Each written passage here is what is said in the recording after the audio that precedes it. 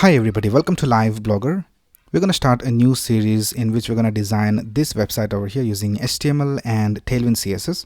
So here we can see this is the nav bar. We have these hover effects, and this is the button, and this is the hero section. And if you scroll down, we have these buttons over here, and if you scroll down, we have another section, and we have these hover effects over here.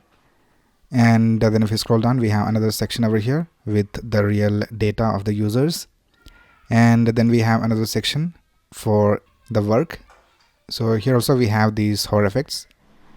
And then we have another section for the testimonials. And if you scroll down, we have another section for the pricing. And then we have the contact section. And at the bottom, we have the footer. So here also we have these hover effects for these links, and this is also completely responsive. So if I decrease the width of the browser window, this is how it will look on a smaller screen. So we can see that all the layout has adjusted to the small screen, and on the smaller screens we don't have the menu items displayed over here, but we have this hamburger menu icon over here. And if I click on that, we have these menu items displayed over here. And we also have the button. So this is basically how the website looks.